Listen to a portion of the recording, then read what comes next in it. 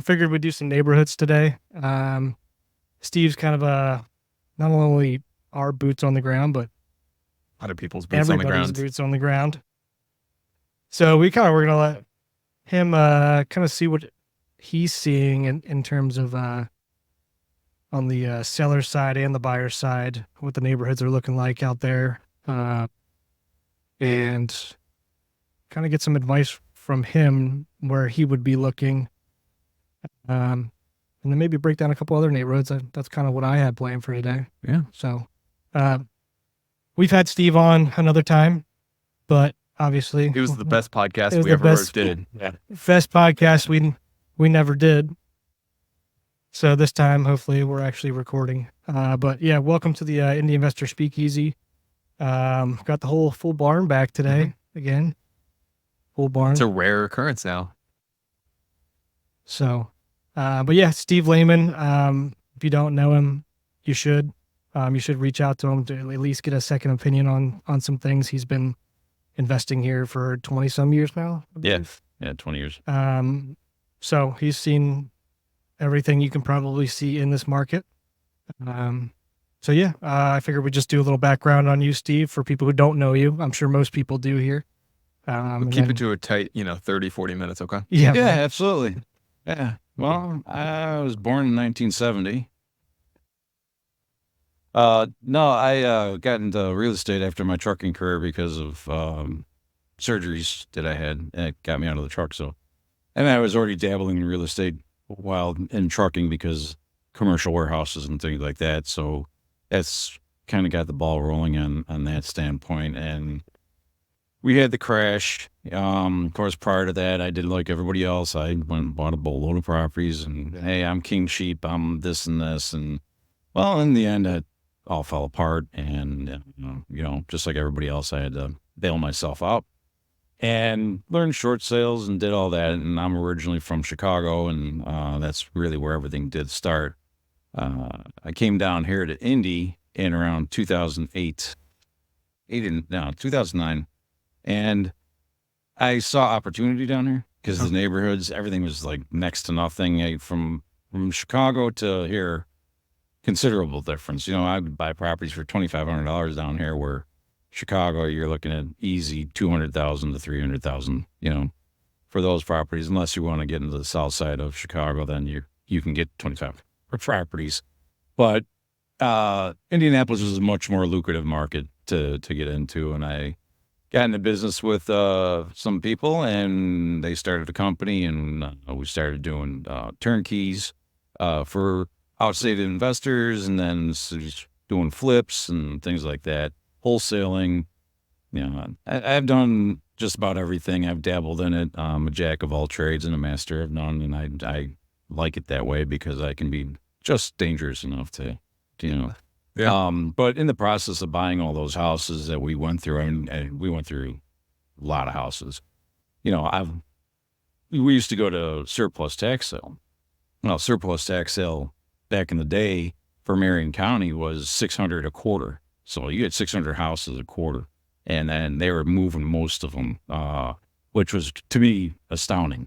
But these places would be packed, the auditorium would be packed, people's and paddles and just, running each other up. But really, you're only running up to what, $10,000, That's good. and you're picking up these houses that are in relatively okay shape. They weren't really bad, So after walking through a boatload of houses, I finally started to get a gist of, the 1900 build homes, the inner city houses, and things like that.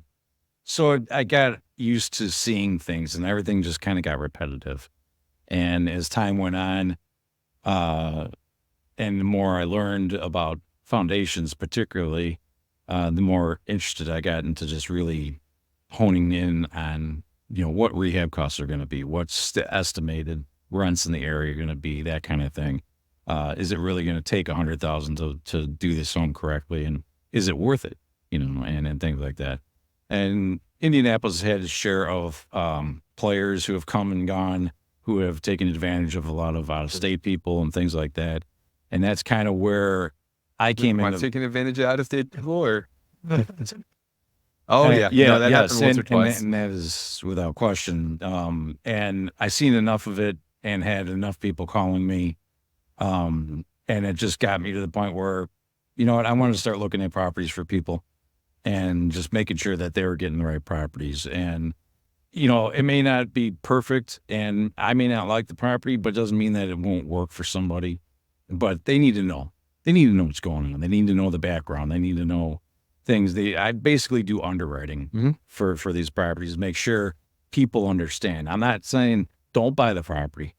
I'm not saying to buy the property. I'm just saying this is what it is, This is what it is. and just be be prepared. And there have been times when I've had people go, I appreciate you doing this. You saved me a lot of money. And then there have been times, hey, I didn't listen to you and I made a lot of money. Okay, I'm good with that. Yeah. I'm good either way. Yeah. You know, and that's great. So I was wrong. I have no problems being wrong. It's part of life. Mm. So that's really what I like to do. I like to get out there and I like to, you know, learn these neighborhoods. And in running all those properties during the surplus tax sale stuff, you got to know the neighborhoods. You got to know the beginning of Fountain Square and Bates Hendricks and Old South Side and, you know, all these big names that are Bean Creek and things like that. And I watched them all grow. And and Fountain Square was a bad area. It was a bad area. And then finally the artists came in and revamped all that, and housing and the custom home builders came in and started building, and they did a good job of what they did by bringing up home prices. But I got to also watch Rural and 10th, which is still not the best area, but certain pockets are good. And it's very interesting. And I've been seeing a lot of these neighborhoods starting to fade back. They're not holding. And that was kind of a concern of mine. Like, okay, you can keep these high prices up there. You can keep 500,000 in that, but I don't think you're going to be able to sustain that. I think that there's a time when things are going to kind of come down a little bit, not dramatically, but they're going to come down, and the neighborhoods are going to kind of fade back a little bit. That's interesting. So I'll be very honest. Yeah, I've only been here in the market for 7 or 8 years now, so I'm a little bit less experienced from that perspective. When people are talking about like the up and coming neighborhoods, people don't talk about the declining neighborhoods really ever. It's kind of like you already have your low end areas. So yeah, you don't necessarily hear people kind of going over the hill necessarily. Yeah, and then it's just starting now because we've had enough time to where these things were built up. Okay, it's up and coming, up and coming. Like Fountain Square. To me, Fountain Square that ship has sailed a long time ago. Yeah. And everybody's still, it's up and coming. No, it's not up and coming. It's already came. It's come and it's gone. And that's just the way it is.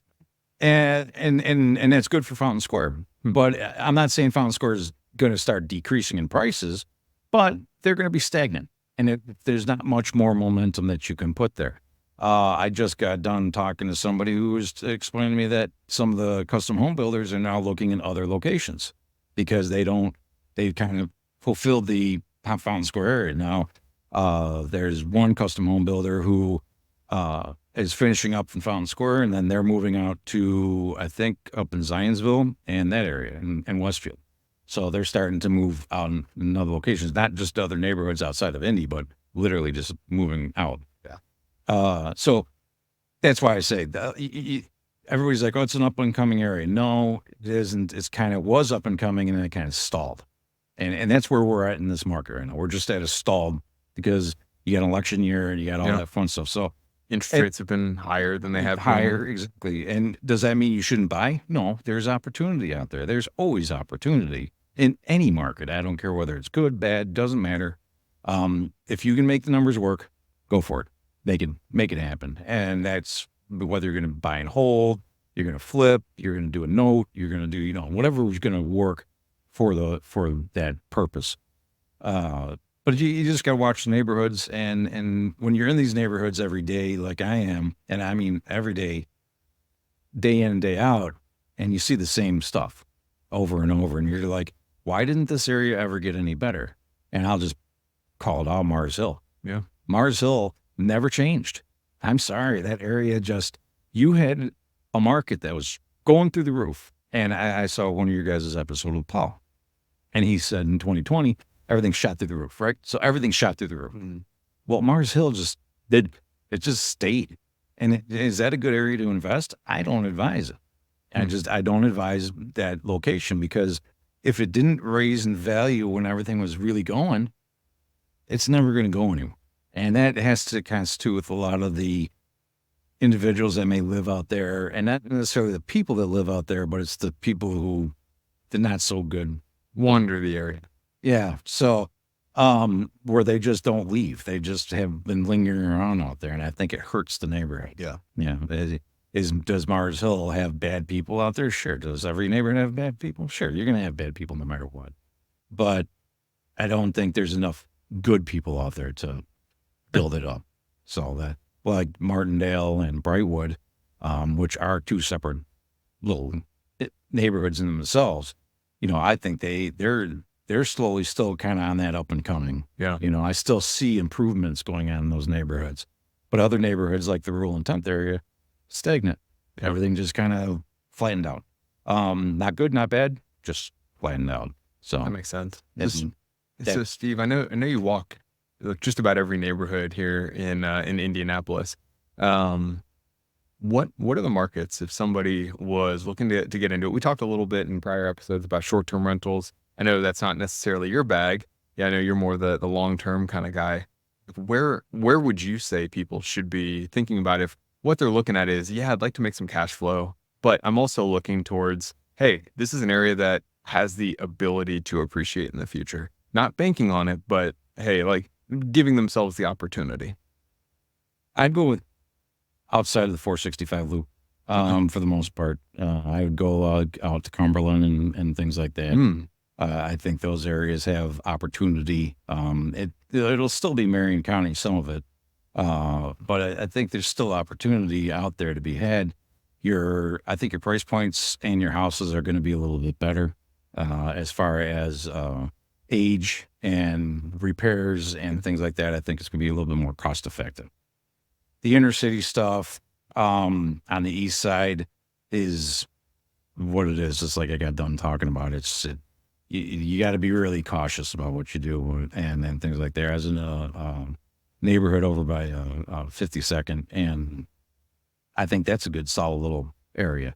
If you can find the ranch style type of homes that have been built in the 1970s, maybe the 1960s, I think you have a good opportunity. And that's in 465 too, where I think those will see better increases than your 1900 built homes. Now, people will differ with me on that. Of course. I respect that too, and anybody who wants to, feel free to do so on that, because it's important that you have different ideas going back and forth. Because I don't think what I'm saying is absolute. There's no, absolutely not. So yeah, if I had to do it, I'd go on the outside of 465 right now. That's where I would be putting my money and going. Matter of fact, I am currently looking. So Okay, that's kind of where I'm. I got a great place out in Greenfield with your name on it. Yeah. I like Greenfield. Yeah. I really do. Greenfield kind of grew on me. Even back, because I was going out there in 2011 and 12, and I always liked the area. I think it's a nice little pocket. Yeah. So it sounds like you're playing the appreciation / flip play right now. I pulled back out all my rentals, so I'm done. I'm done with the landlording. Okay. I have, for me personally, I have no interest in that. I have cash flow coming. I have multiple cash flow streams, so I'm not worried about. Within the real estate world, or no, I'm an investor in general, so I'm not just real estate. I invest in multiple things. So just, I guess, clarifying that, because it seems we're talking more about the appreciation play and like the flip play, where those neighborhoods are. Where would you be looking if you were looking for a cash flow play? I guess in terms of, I think you can decent tenant. I think you can get stuff cash like flow play out that way for sure. Okay. I think it goes both ways. Okay. Everybody likes to go where you can get the most cash flow, and everybody, will go inner city, but you got to be careful. Because your tenant base is not going to be the best. But I have been finding, I've been going through some properties for one of my clients, and they're taking over their own management. I don't always advise that, but that's what they chose to do, and that's fine. But I've been going there, and most of the tenants have been taking care of the houses pretty well, and they have a lot of 1970 build branch style type of homes, and they're pretty well kept, and they're nice. So I think you can get cash flow out of them. Will it be dramatic cash flow? No, but you can get cash flow and appreciation. Yeah, Steve, you're somebody who I think is one of the few people here in Indy that I can ask this question to and get a legitimately great answer. Why are 1970s houses a little bit different than some of the ranch style houses? Why are they different than some of the 1900s houses that exist? I think it just goes with the age of the home. And you got to figure they're 100 years old, the 1900 builds, right? Now, don't get me wrong. The bones are solid in those houses. They're solid. I don't care. You can light these things on fire and you can it's still standing. And you're going, wow, that's impressive. Where the 1970, you light it up and it's gone. But I believe that the 1970s will get you the better opportunity. Really, because it's less aggravation, it's less maintenance. When the codes were different. The codes were different back then too. Well, like the 1980s was the wild, wild west. I'm not a fan of 1980 build homes. I just am not. Interesting. Okay. That's I'm not a golden nugget right there. Yeah. And I'm not saying that you can't make them work. You can make them. You can make any house work. Yeah. I just, from living in 1980 homes and go walking through them, it was the worst craftsmanship I've ever seen. It was like everybody was brand new. All the contractors were brand new. It's like everybody else just was like, no, we're changing. And was that like baby boomers now needing a house, or like what was the? I don't know really what it was. There was a kind of a boost there, but I just think the contractors put all these newbie people in, and they all learned. Don't get me wrong, everybody's got to learn, but it was like, God, you get angle and doorways, and they're all crooked. And they're uneven, and it's always a 1980 build home I find them in. That's so The interesting. 70s and 60s are good. That's so interesting. I've never heard anybody say that or even talk about that. I mean, I think that's a great thing to look out for now but you also for gotta, people listening to this. But you also got to look at code too. Code was starting to come back around, and towns and municipalities were really starting to enforce in the 90s, definitely the 2000s, right? And it was because of the way this is just my opinion of the way the 1980 build homes were built. And you got into the prehabs. That's where all the prehab homes are starting to come into play, So that's just, I would love to hear from a contractor say otherwise, and I'd love to hear their opinion on it.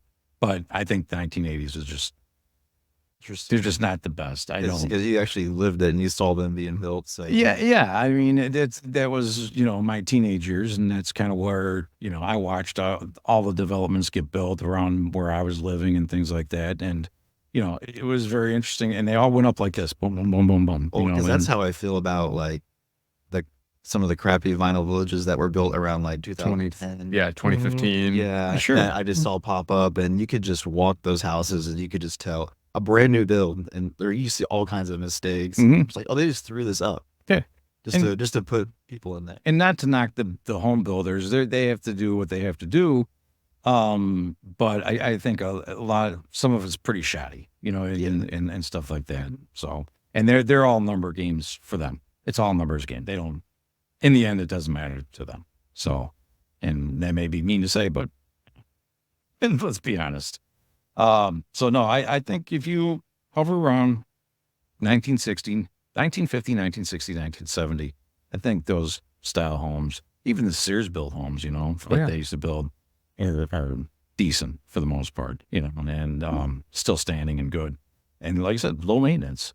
Eagledale I've never been a fan of Eagle. Okay. Never. All right. But it has worked for people, for sure, without question. And when I go in those homes, they're all just like the cookie cutter, 3-bedroom, 1 bath, maybe a half bath, thrown in there somewhere. And they're just very easy to maintain. And that's really what you want. You want an easy maintained property where you're not having to dump a boatload of money. Where the 1900, go back to that. Oh yeah. The 1900s, you're going to constantly be turning things over. You're going to constantly, your electric and stuff like that. It's just a constant repair job. And I've owned them. I know it. And that's how it is. and you just got to be prepared for all the maintenance that goes along with them. Even though the cash flow might be better, And it looks better. Looks- It yes, looks better. you're right. Yeah. It looks better on paper, but in the end, it's accurate. Yeah. I mean, I own quite a few of those. Some of the things that you're going to deal with are anytime the electrical goes out, you realize it's all knob and tube in there. So that's going to be an expensive repair. The plumbing's all rusted out and in bad shape for the most part. The foundation starts to give. The main lines start to give. The water lines are old. Like those are all things that are, in a lot of cases, high 4-digit or low 5-digit problems. Yeah. So you now, even though I do praise out the 50s and 60s and 70s, we have to come into an understanding that a lot of that's coming into 50, 60 years old now. Mm-hmm. So particularly the 1980 build homes were built on slabs, and so were some of the 60s and 70s. So you didn't have foundations. So where do you think all that plumbing is at? It's all underneath that concrete. And when you have a plumbing issue in those houses, oh yeah, you're gonna have you're jacking that concrete up, and you're tearing apart your whole inside of the house to fix whatever that leak is. That is something, and that was just brought up in an article. I think it was Inman that wrote it, but that they're calling out that the 1980 build homes and 70s are going to start coming into play with some heavy expenses. We heard something yesterday in a meeting that Nick and I were in, that Citizens is replacing a lot of the lines on like the north side of the city. Mm-hmm. Lead, right? What's that? It's like for lead issues, right? Well, yeah, because the lines are made out of lead. Is that something that's going to come into play in the rest of the city? Have you heard about any of this? I haven't. Because that was the first time I've heard of it. But yesterday. If you look at Michigan and things like that, and what's happened on Flint and things, yeah, that's going to come into play for sure eventually, and it has to. Will it hurt the residential areas? I think it's more for the municipals and fixing those lines. I think if every resident had to go and repair all the other lines, good luck. Yeah. I mean, Well, it's not going to happen. I'll give it an equals one. I've been trying to get actually at a property that I've heard from you guys, this water line replaced for months. Like literally, it's just been sitting there for months because citizens won't own. Yeah, citizens won't own that they own the line all the way up to my property, and then I was like, I'll replace the line on my property, but I'm not going to drill under the road because you've got an issue. Right. And so yeah, I mean, imagine if a homeowner had to deal with that same situation, it just would never happen. No, it wouldn't, and it's just more stress to that homeowner that doesn't need it. You know, with property taxes have gone up, this whole other thing. You know, property taxes there in Marion County and throughout the state have shot through the roof, and it hasn't been pleasant for homeowners, investors, and everybody. And even though everybody's complaining about it, nothing's getting done. I'm not going to get into a political thing there, but it is important that you all the money that's going into play here, and like you said, interest rates are through the roof now. So, really worse. I've seen worse, but most people 7% is not as bad as no 7 and 6% is to me. I mean, I got my first interest when I got my original loan in a house. It was 6%. So to me, I'm like, but in all fairness, my price point wasn't as high. Right. So where there's probably a car payment. There's So there's some people on Facebook who, you know, are mad because, and I truly believe this because I'm watching my stepson go through this right now, is finding a home and the prices are just out of whack because they can't, you know, do anything. So can't make the payment work. No, the payments are just through the roof. And I'm like, I don't know how he's going to do it. So I'm going to buy him a house because there's just no other way to. Do you want to adopt me? Nah, one's enough. But no, it's I feel for this. I feel for the generation, the millennials and who are trying to buy homes and the Gen Zs, right? Who are trying to buy homes. They're gonna have huge problems, and it's too bad because it's not fair to them. It just isn't to me. It's my little rant there. So, but back to the neighborhoods and things like that. You got to be careful with what neighborhood you're going to go into. You got to have the right people and ask.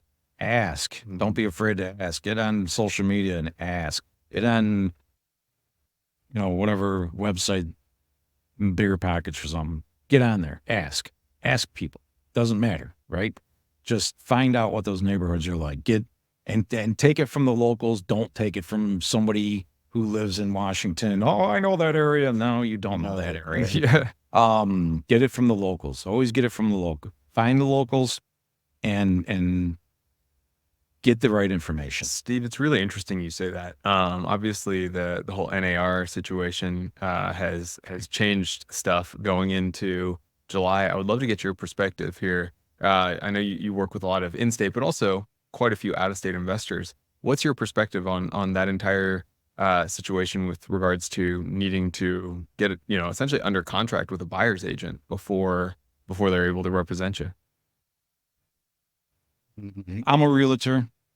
I guess we should all say that. Besides Nick, we're all realtors. Yeah. So I can be impartial. Nick can say whatever you want. Yeah.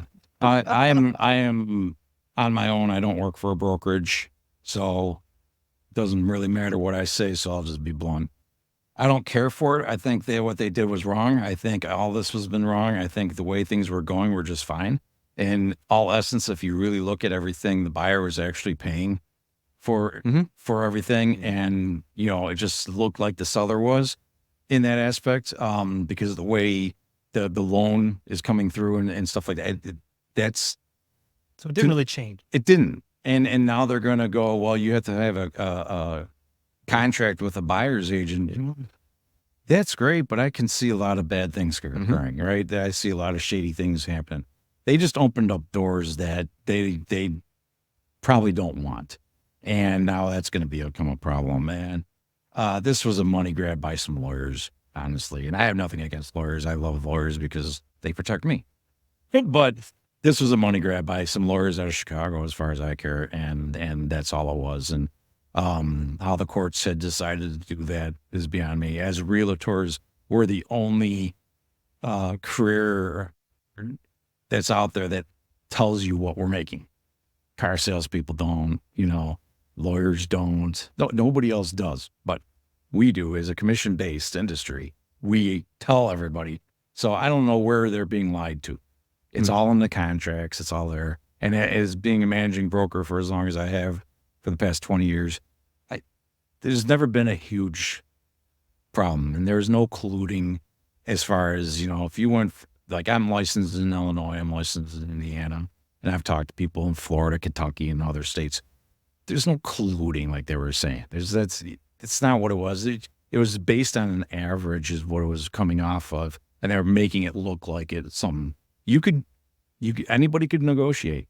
Sellers could negotiate. It was always negotiable. So, and that's what I would say. My opinion of it is similar to you. Nothing's really changing here. There's no colluding.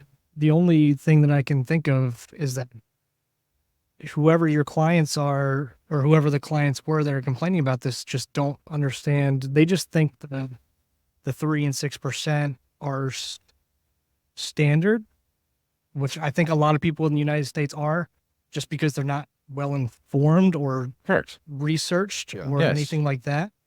But I mean, we all know it's in the contracts. We talk about it. Like, you can negotiate anything. Yeah. I mean, it was all negotiable. It was nothing was ever set in stone. Nobody has said it's 6%, it's 6% across the board, and that's what Remax and Keller Williams and da.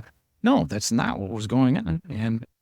But if I the courts decided to go another way, and that's the way it went. If I go to Steve or Randy and say, I want you to be my realtor, but I'm only going to pay you 1.5%, and they tell me to go screw myself, fine, I got to go find a different realtor. I mean, I think it's a negotiation. Like I just got a bad feeling that buyers are going to get left in the dust here, and they're going to be hanging out there because they're not going to know what to do.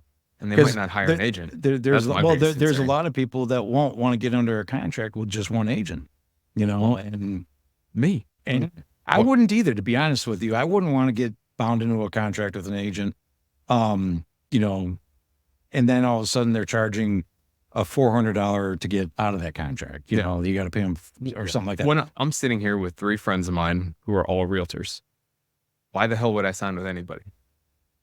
Yeah, I shouldn't. You should. And if we all brought your property and stuff like I'd that, sign then- for that property. right? Yeah. And that's the thing. So it's gonna be interesting to see how this all plays out.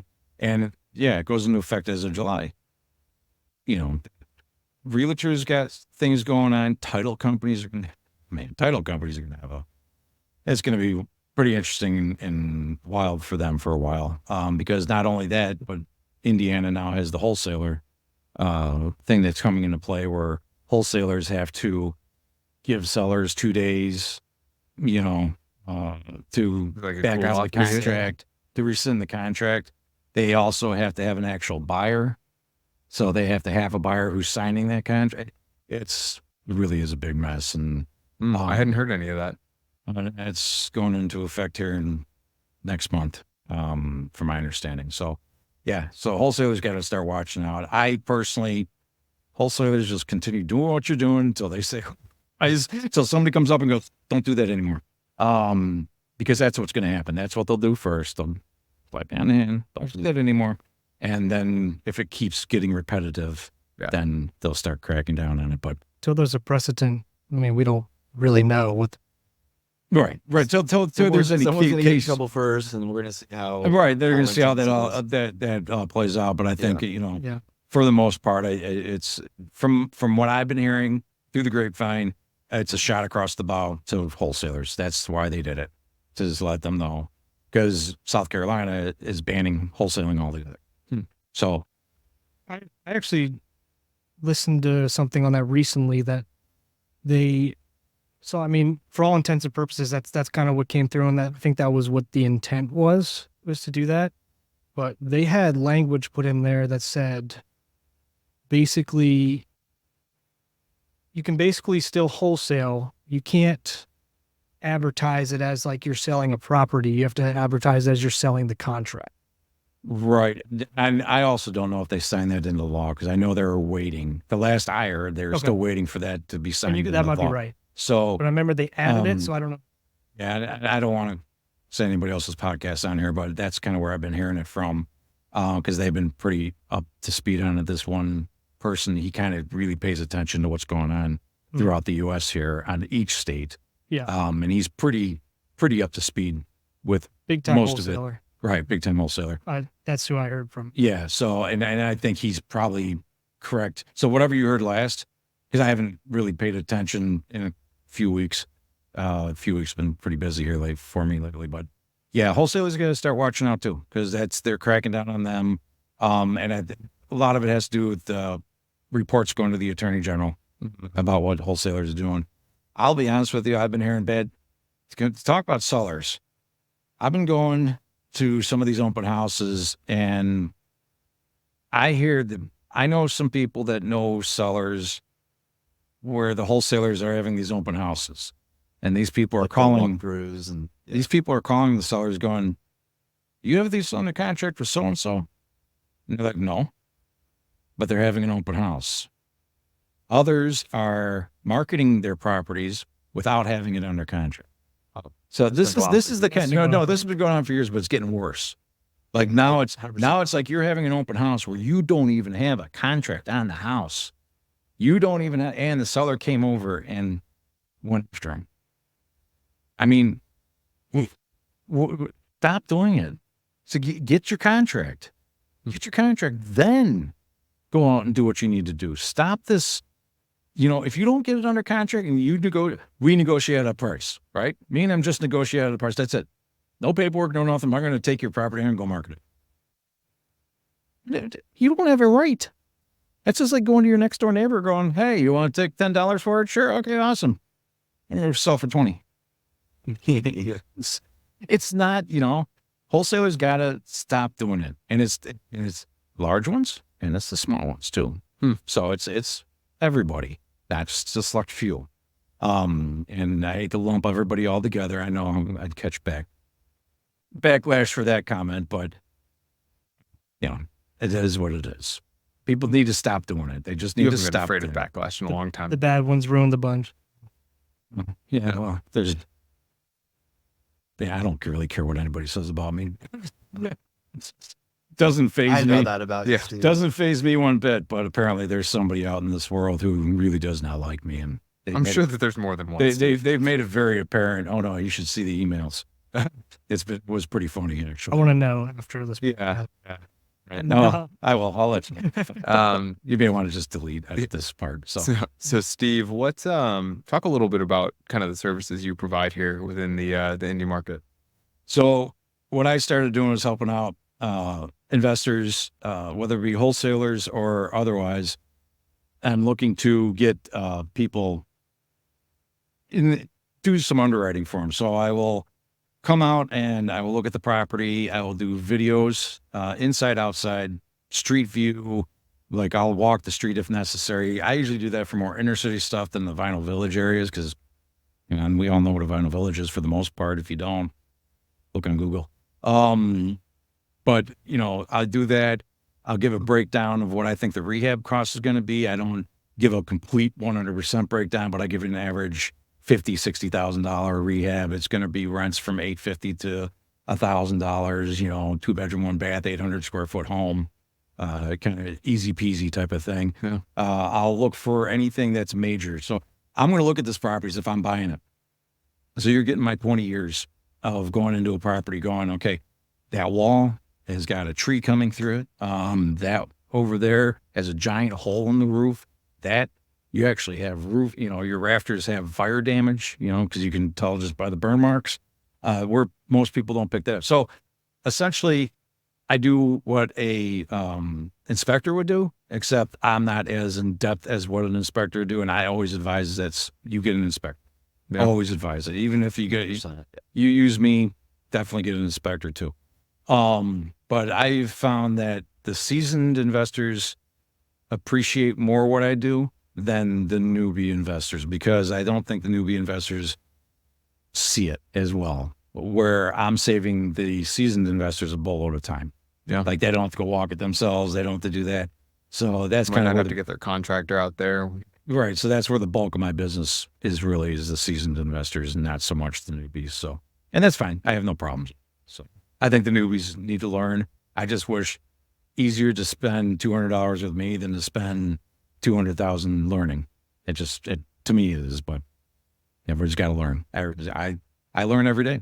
There isn't a day I don't go by. I don't learn. Anybody who says they know it all, please. All right. So realistically, and I think this is an important question. Yeah. You spend $200 with you, maybe spend $400 on an inspection. What does an inspector do that you don't do? Inspector will actually get into a crawl space, because I won't go into a crawl space. I will not really go into the roofs, into the attic areas for the most part. They'll climb on the roofs. They will, really go and dig deep into certain areas where I won't. Mine's just a generalized Gotcha. looking. And you're not doing main lines, right? No, but I can recommend a few. Yeah. So Figure that's something that every investor should be getting before they purchase any of these older homes. I 100% agree. Now, I never used to. For me personally, I still don't do it and won't, because I'm just used to I know what I'm getting myself into. But for newbies and even seasoned, I think, yes, you are correct. I think they should get the main lines done, because it has probably saved more investors more money over time than not doing them. So where those main lines can cost you $8,000 all the way up to $20,000, and the next thing you know, you're like, oh, okay. And trust me, I'm one of those people going, that sucks. Me too. And if you're not going to get it done, budget And somewhere in between that 8 and 20. And that's exactly what I do. I And that's budget just for free it, money. just to budget for it. And I will be honest, the majority of the houses I've done have not needed. So we've gotten away with quite a bit. And it's even when you're selling them on the flip end, they're starting to do the sewer line scopes too. So we're seeing it, and then we'll go fix whatever needs to get fixed. We don't leave anybody high and dry, and fine, because it needs to be fixed. You found it, good, fix it. And I wouldn't leave that kind of expense on top of them, because I already, like I said, it's already budgeted in. It's already in the budget, so I'm prepared for it. Yeah. We just cross our fingers. Kinda, yeah. Sometimes. if we budget $1,250 somewhere between 8 and 20, and it ends up being 20, $7,500 should not be the difference that's going to kill that deal. Oh, sure. Or, I mean, if you lose $7,500, that's a cheap lesson. Yeah. So, yeah, I think it definitely, without question, it needs to be done. I think every investor and homeowner, for that matter, should get it done and make sure it's working properly and there's no roots that have gotten in there, or they've things haven't caved in over the years, because those things are old. I mean, they are old. When you talk about replacing lines, they're old. So a lot of them are cast iron and stuff. They just feel falling apart, and some are PVC. They're just disasters. Yeah. I've seen some of them. It's amazing what you see in there. I mean, I'm like, wow, what is that? I've seen some sketchy scopes. Yeah. So, but no, I think, for sure, that's definitely something that's needed. Randy, what you got? We've been dominating this conversation here, and we got off track of the neighborhoods. No, yeah, we can go back to neighborhoods. Because Steve, you said something beginning of the show about going back to, like, you see the neighborhoods that you saw tons of activity, and then they kind of flattened out, and they haven't really gone anywhere in the past year or so. What came to my mind is majority of the 46201 zip code. Mm-hmm. I know that I used to get really excited about getting any deals in that zip code, because 3-4 years ago, even 5 years ago, it was very, very up and coming, because proximity to downtown, investors were coming in more than they ever have, and they were taking on these big projects, and some new builds were going on. But in the past, I would say 2 years, now I get leads in 46201. I'm like, because I've seen homes sit on the market that were flipped, asking what on paper looks like an appropriate amount of money. Yes. But the market now is just it's not there anymore. So two-part question. What are your thoughts on that zip code in general? And then is there still any areas that you would buy for like a flip there? 'Cause I think every flip there is like $100,000. It's like, it's $100,000 rehab, no matter what. It's the 46201 special, I call it. It's a big, Yeah. Because the homes are big and they're old, and it's a wide range of stuff. and it's a wide range. So kind of what's your opinion on that area right now? And kind of, is it going? Is it stagnant? I think 46201 is still, it's stagnant, but I still think it's got some movement in certain areas. The closer downtown you get, the better off you are, of course. It is a big zip code. It is. Let's put that out there. I think it's the second or the largest zip code in 218 might be. 218 is pretty huge too. Yeah. So in Indianapolis, but 201 covers such a vast area that it's got certain pockets. Everybody was counting on the new court building, jail, to kind of pick up. The good thing is I was down over there and I started seeing the bail bondsmen starting to roll in there, which is, you don't want to see that, of course, in your neighborhood, but it's actually, now there's activity. Okay. That's showing activity. The strip mall that was down there, whatever it is, I can't top of my head, but the strip mall that's there has finally been reorganized and redone. And you're starting to see some activity move there. Would I buy in that location? Yeah, some of the location, but there's still a certain pocket which is just really bad. But I think 46201 definitely has its opportunities. Yes, your rehabs are going to be higher, without question. I would average, your average rehab in that area is going to be 75 to about 95,000.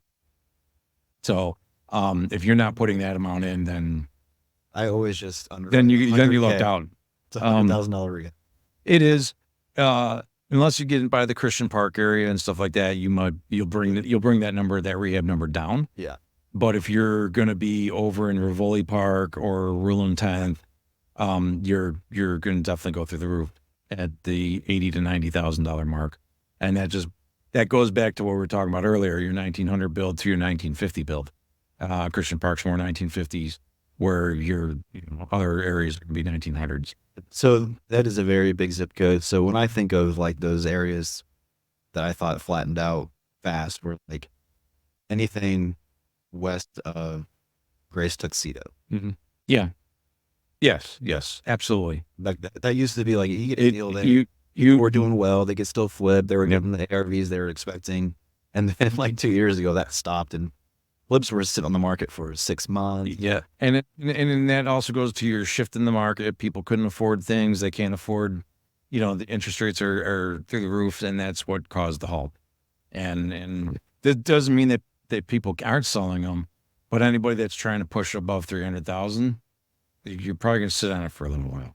Even 250 might sit on it for a little while. So, you should be able to move anything that's 175 to 2.25. It should move relatively quickly, but and it's also your rehab. I've seen a lot of shoddy rehabs lately, where they just aren't very good.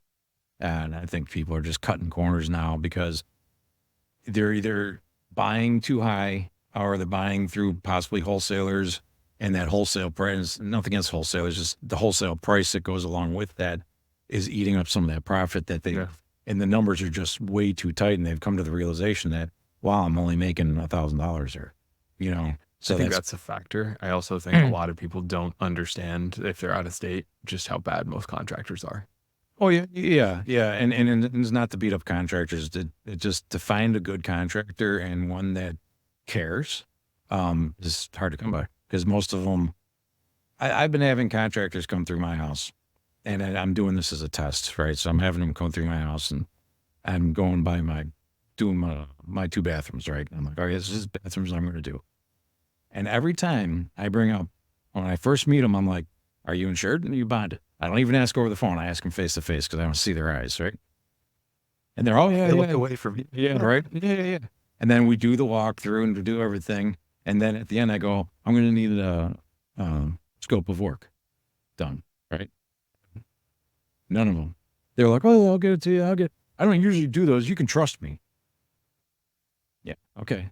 But I need a scope of work done. I don't care whether I can trust you or not. I need a scope of work done, right? None of them have called me back. Really? You know, Paul's going to be mad that he hasn't gotten that call. I haven't given, because I know what Paul does. I'm trying to find contractors that are reasonable, because as much as I would, like to hand out just Paul, I need to hand out other people too and refer other people. Yeah. I'm trying to find good contractors on standpoint. And the majority of the contractors walk through, they don't want to do that. Yeah. They won't put it together, which I'm like, wouldn't you expect me to do this? Or maybe you just, So is that really a handyman dressed as a contractor? that's what it is. And a couple of them were like, well, I'm really good at the plumbing part, but I got a guy that can do that. Okay. But you just told me you do everything. And now you're saying that you have this other guy, so you have a sub. So, and things like that. And it's just me testing the ground and seeing what's out there and seeing what investors are seeing, so I can understand them too. Because I come from an area where the contractors that we were using are, with my old business partners, and I don't use them. I don't, anything like that, just out of respect, right? So I need to go find other contractors sometimes and go do some things. But those contractors are all good. They all were, they knew what they were doing. And it's just difficult to find somebody that's going to be a set. And being an out-of-state person, it's even rough. Good luck. It's even rougher, because now you're just, and I had an out-of-state person. They were actually from Canada, out of country, where they contacted me. As a matter of fact, it came from you guys, where this contractor was, I don't know what this guy was doing. And I went and walked the property for him, and I'm like, da-da-da-da, and this, I don't know what ever happened with them. They never got back to me, but. So do you, so do you, when you have like clients and doing like your walkthroughs, will you do like construction stage walkthroughs for them to make sure everything is on track? I will sometimes. I'll walk through for contractors, and when you get a contractor that says, I will not take photos of my stuff, I will not do this, and I will not do that. Really? If someone hired someone like that, that's on you. Yeah. That is just a dumb decision. And I was telling them, I'm like, if you don't have them, I will go do it, and I'll do it free. I will do it free. If they're telling you no, I will do it for free, because that pisses me off more than Well, do something that takes 5 minutes to do, to take pictures. Yep. Right. Most contractors don't actually go out to their projects. That's the secret. Yeah, and that's true. So they don't, and if they do take a picture, they're going to take a picture. They'll put a bucket in a room. I don't want to beat up on contractors. They'll put a bucket in a room and maybe a paintbrush. That's being done right now. And how do I know that?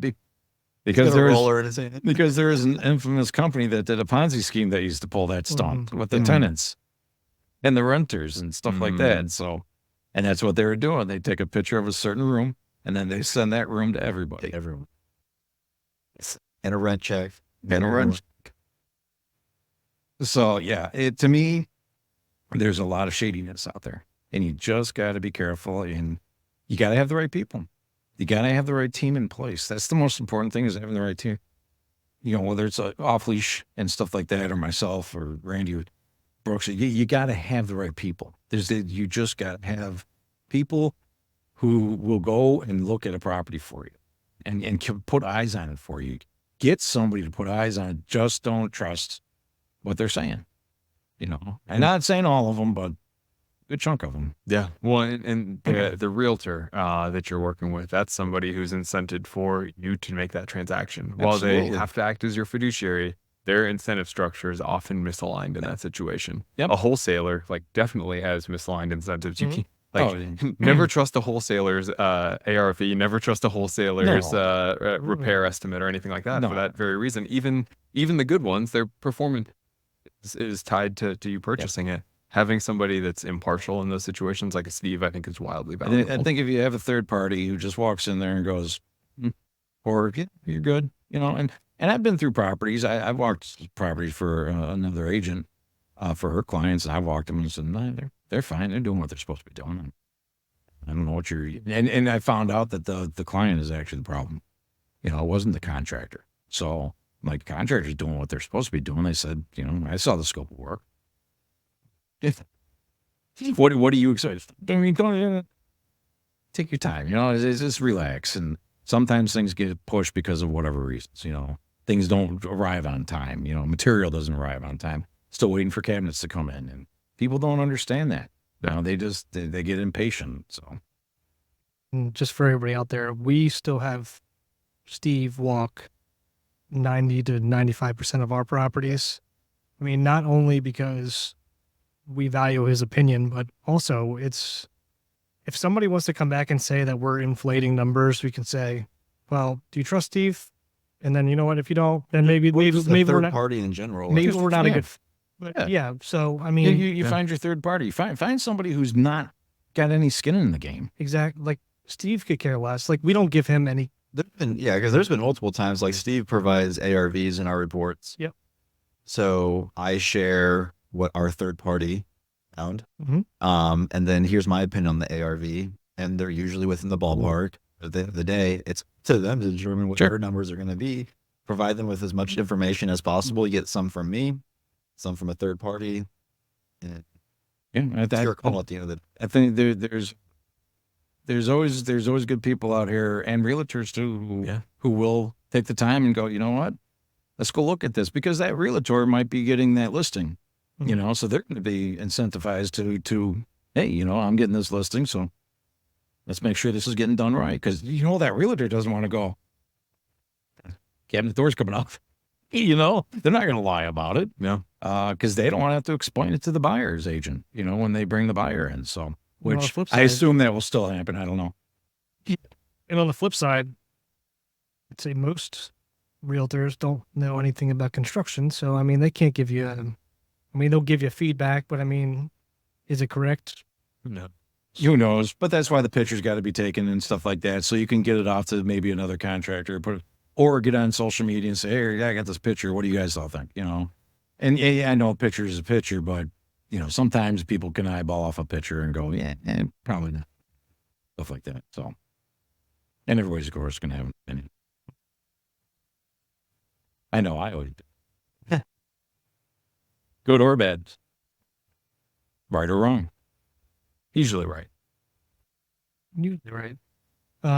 So if anybody was looking to, I hate to use this word right now, but is there any BRRRR opportunities at all anymore? I mean, I know that's a hot word that every newbie investor's looking for. Is it really a play anymore? I saw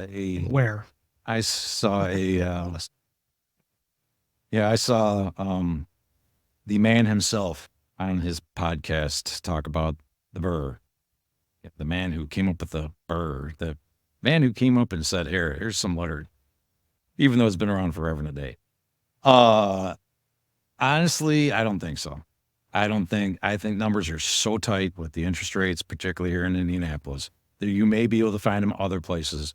But I think here in Indy, it's a luck of a draw. And I think you're going to have to really run your numbers to make them really work. I just don't think we're not seeing it.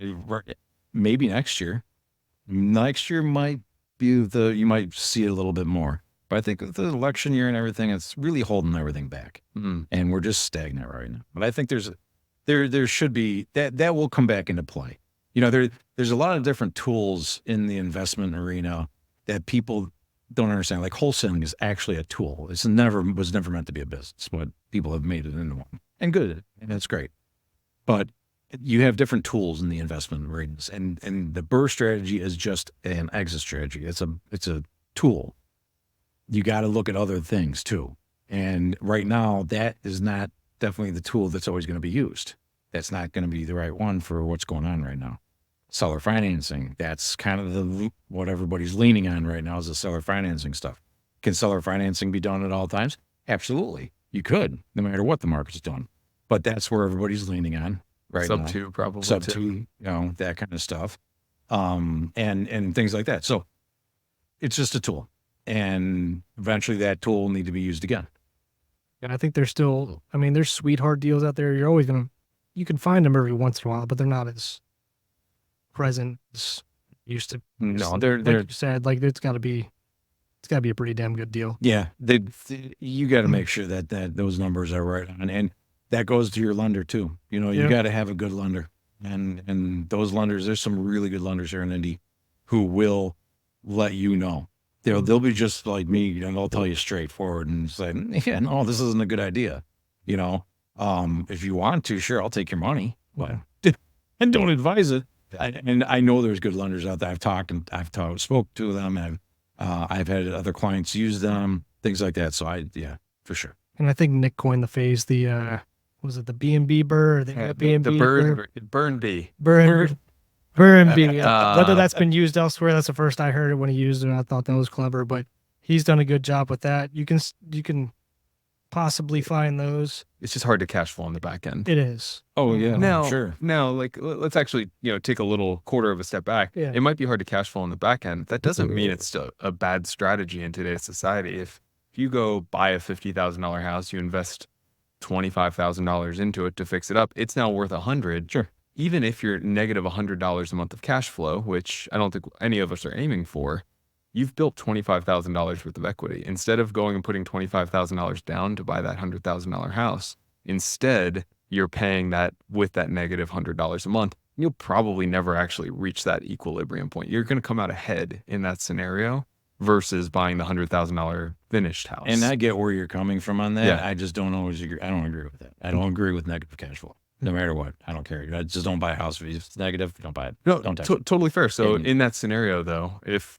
in that scenario well, that you let me shift it a little bit there for you. If in that scenario you decide, hey, it's now worth $100,000, and for me to cash flow a little bit, I've got to only get a loan for $65,000. So you're all into it for $75,000. Mm-hmm. You leave $10,000 of cash in there. You're still coming out $30,000 or $25,000 ahead in that scenario versus buying that $100,000 house. Right.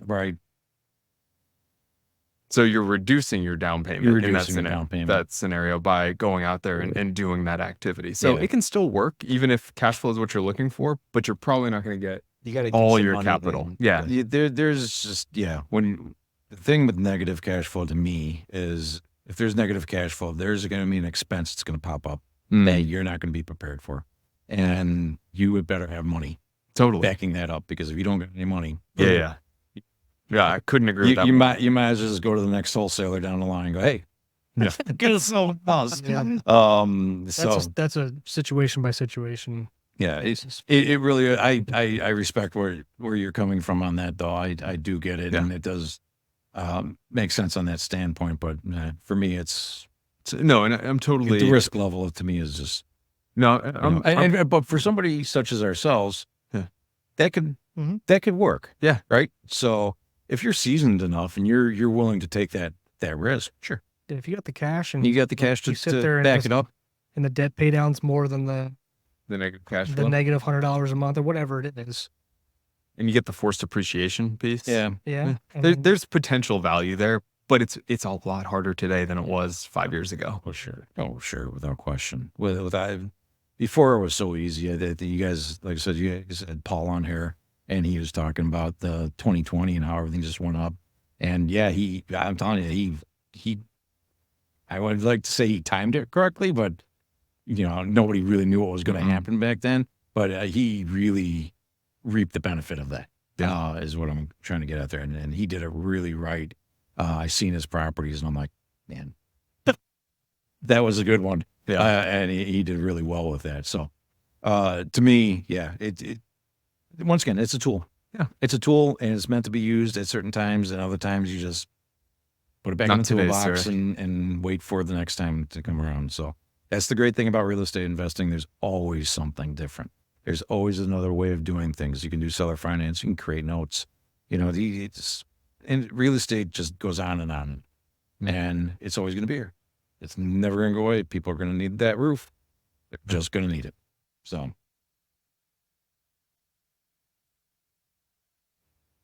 I think I'm tapped. all right. cool.